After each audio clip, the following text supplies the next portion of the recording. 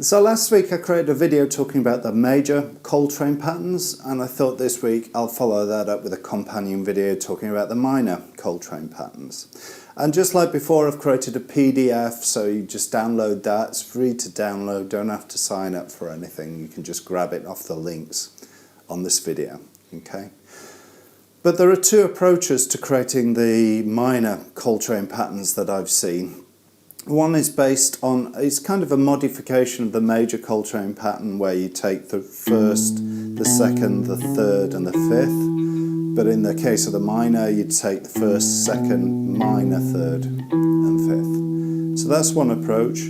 The other approach I've seen is where you take the first, the minor third, the fourth and the fifth. Now of those two, I prefer the second approach for a couple of reasons. Firstly, the first approach doesn't work if you're playing over a Phrygian minor, because the Phrygian minor has that flattened second, so you can't use that pattern if you're playing over a Phrygian type sound. But the second one you can, because it doesn't have the second doesn't appear in that shape anywhere. So this shape works in all of the modes of the minor scale that you might encounter. So that's one reason. And the other reason is, for the second shape, contains notes, and all of these notes are found in the pentatonic scale as well. So you can use this, so you can sort of figure out how this adapts to the pentatonic scale and how these fit together, which is one of the sets of shapes that I talk about later on in the video. So we'll cover that in a moment. But just like before, I thought I'd cover this from 3 points of view. One is talking about these basic fundamental building blocks, these little four-note clusters, and then we'll move them through the octaves. And then secondly, we'll talk about how these shapes fit in one position and how closely related they are to the pentatonic scale. And I find that probably the most useful way of understanding these. And then we'll take that same basic concept and we'll adapt these scales for speed, so you can play them fast. So I'll show you how I change these around, how I alter the scale shapes to make them easy to play fast. Okay, so let's get started with the first set. So let's start with the extended shapes. Now, the important thing for these is to recognise the cluster. Recognise a group of four notes and how they move across the neck. You don't necessarily need to play them directly like this, but it's useful to be able to see how things join up. So there's the first one I've done, and again this is quite a big stretch, but the reason why I've put it in is it's actually quite useful to see how this differs from the major version, which looks like this.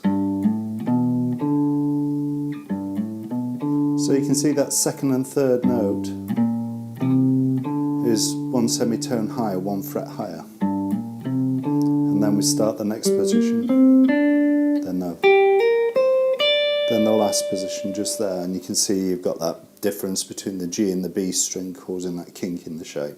Yeah. And if you move it across a set of strings, it looks pretty much the same. Yeah. Okay. So this next shape is probably a bit more useful.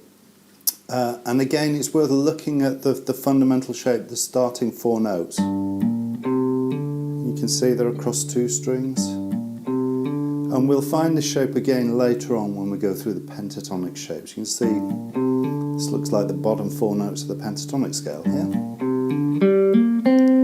Move it across to the next set of strings, and then just there, and again you can take that shape and move it across one set of strings.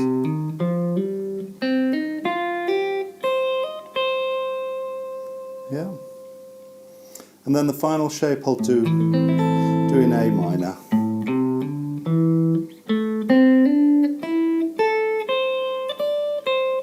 And you can see this one you're resetting to a note on the same string just there.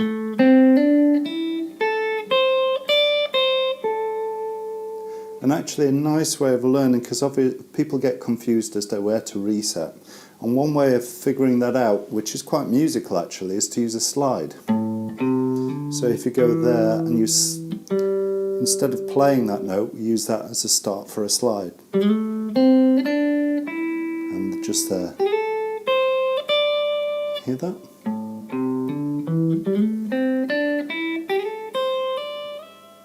So that's a nice way of moving across the neck, actually.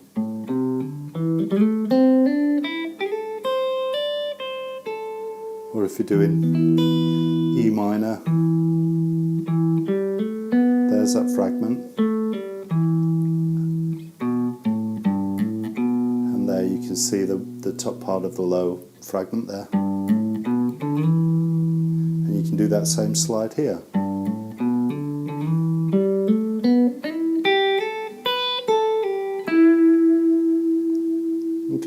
Okay, so hopefully you can see how that first set are built. Now, for me, it's much more useful to be able to play these shapes in one position so my hand's not jumping up and down the neck all the time, yeah? And that's what I'm covering in the second set of shapes. And actually, interestingly, when you do that, when you adapt them so that they fit in one position, you find that position pretty much sits right on top of the pentatonic scale position, just like it does with the major Coltrane patterns. So let's see that in action. Okay, so let's work our way up the A minor scale, working on these pentatonic patterns. So if we start with this fundamental shape that we encountered before, and then put the third shape above it, we get this. And then back to the first shape again. And you can see how that sits right on top of that pentatonic pattern. It's just 4 of the 5 notes of that pentatonic shape. Yeah? And I find it interesting actually if you take the major, so that's A minor, but if you use last week's major Coltrane pattern in this position, so use C major. Can you hear how that sits right on top of that C major chord?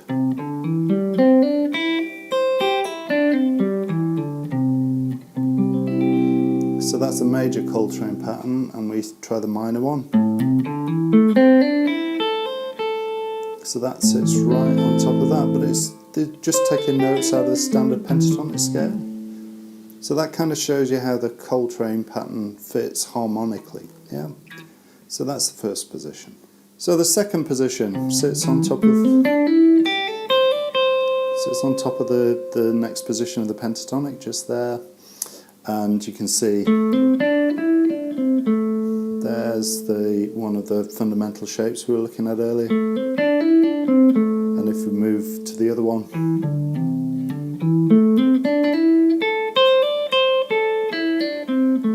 you can kind of see how this shape's built up. Yeah. And in the next position, you can take that same fundamental shape,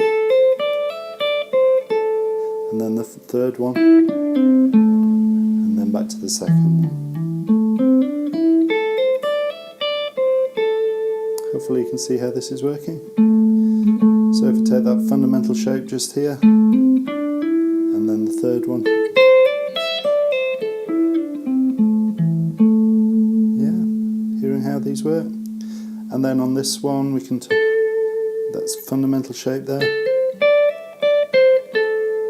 And then the third one.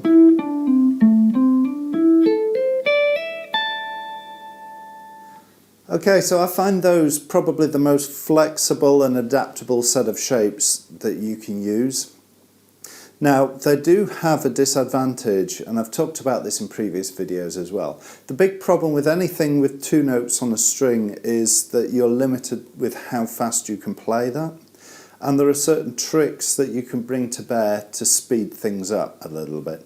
And basically the tricks are, one, it's easier to play 3 notes on a string faster than it is to play 2 notes on a string. And also it's easier to play 1 note on a string faster than 2 as well, because you can sweep between those notes as well, yeah? Yeah, you can do those kinds of tricks. And in order to do this, you need to allow yourself to have a bigger stretch, so you can stretch out for that extra note on the string.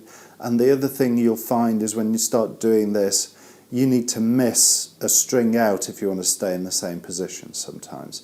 But you'll see what I mean in the next set of shapes, so let's get there.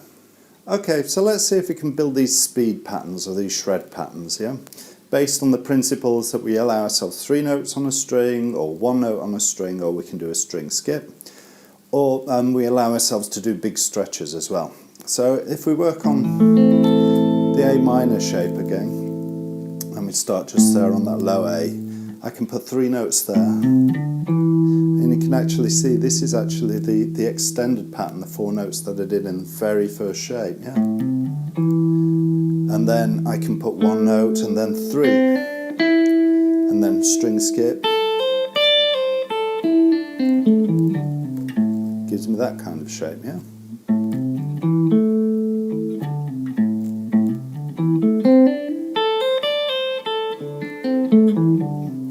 Yeah. And it's interesting to look at these from the point of view of 2 shapes. The 2 shapes of this one, where you play 3 notes, then 2 1-note strings, and then 3 notes. And the other pattern to look out for is this one, where you play 3 notes there, and then skip a string of 3 notes.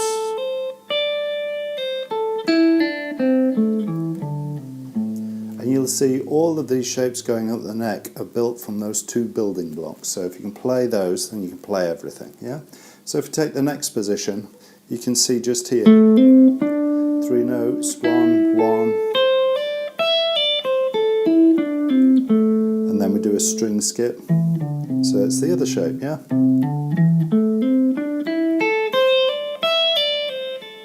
Yeah. And we can do the same here. So if I start there, you could see I would have continued on for 2 notes there, but I've run out of strings, yeah?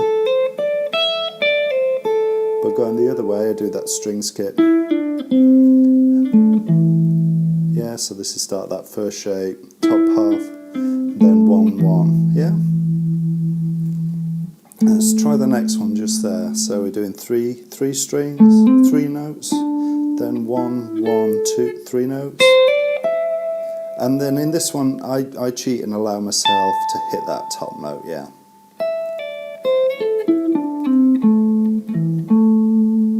But you see how it's built on those principles? So here, from the next position up. So 3 notes, 1, 1, string skip.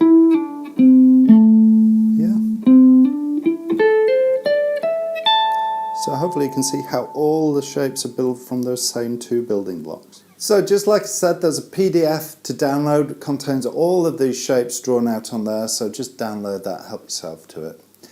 And that now we've done the major and the minor shapes, Coltrane patterns, the next thing to do is to start to fit them to a song. So if you pick a song like, I don't know, a set of changes like the rhythm changes, for example, you can start to explore these against chord changes and see if you can find your way around them, and that's probably the next step to take if you want to explore this idea any further.